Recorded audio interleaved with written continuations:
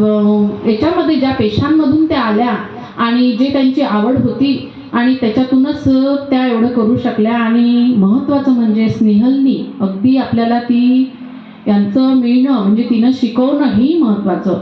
आपण जेव्हा काही क्लासेस करतो पण तिथे तिची फीस पहा, तिथे तिच्यासाठी जे लोक आम्हाला मिळालं पाहिजे मॅडमचं मार्गदर्शन, पण तिचे 2 दिवस आपल्याला महत्त्वाचे मिळाले. तिचेही आपण इथे खरंच धन्यवाद मानूया, आभार व्यक्त करूया.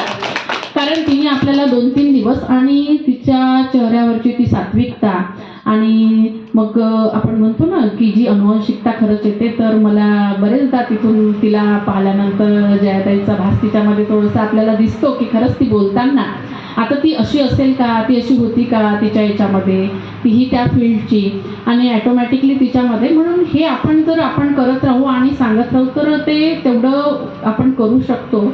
आणि म्हणून सर्वांनी एकाएकाने 5-5 जण जोडलं तर काहीच कठीण नाही आहे. कारण 5 जण आपण साहजिक जोडू शकतो. ते 5 जण जोडतील म्हणजे ही साखळी तयार केली तर एक मोठं असं चांगलं काम आपल्या हातून घडेल. आणि हे सर्वांनी करावं. मी तर प्रामाणिकपणे आता खरंच मला, कारण काय आहे संसारामध्ये आपण नवरा मुलं हे सगळं आपलं आपलं करतो.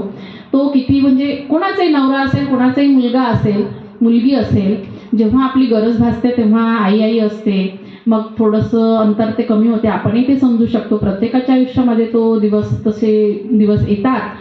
आणि मग आपल्याला आपण आपल्यासाठी काय जगतो हा जेव्हा विचार करतो की आपण काय केलं, आपण नोकरी केली, पैसे आपण काय आपल्यासाठी खर्चले का, आपण आपल्या घरच्यांसाठी म्हटलं सही कर सही केली दिले. मग आपल्याला आपल्यासाठी किती जगलो आपण, आपली तब्येत. मग जेव्हा आपल्या तब्येती खराब होतात तेव्हा दवाखान्यात जायचं म्हटलं की 1-2दा येईल आणि मग नेहमीच माणूस म्हणेल की तुझं हे नेहमी दुखतच राहते. पण दुखत काय राहते तुझं, त्याच्या पाठीमागे मी इतकं सगळं घरचं सांभाळून केलं, त्याच्यामुळे माझी तब्येत अशी झाली, मी माझ्याकडे लक्षच दिलं नाही, त्याच्यामुळे माझ्या हाडाची झीज झाली. आता मलाही ह्या व्याधी जडल्या असतील पण जडल्या नसत्या, कारण मी तसंच अपडाऊन केलं. म्हणजे अमरावती अकोट मी अपडाऊन केलं. तर मग जेव्हा एक्सरे काढला तर ते डॉक्टर मग बोलले की सगळे हाडं थोडे यांचे सगळे असेच झाले. मग हे बोलले की हाडं तिचे तसे झाले, मग ती तर गाडीने जात होती. मग माझे मिस्टर बोलले ती गाडीने जात होती. ते बोलले गाडीने जावं की कशाने जावं, पण इतका प्रवास तुम्ही करून पहा रोजचा. आणि तो केल्यानंतर घरचं जी असते, मुलगी छोटी असेल, मुलगा छोटा असेल, ती काळजी म्हणजे हे सगळं करून आपण करतो आणि आपल्यासाठी कितपत जगतो.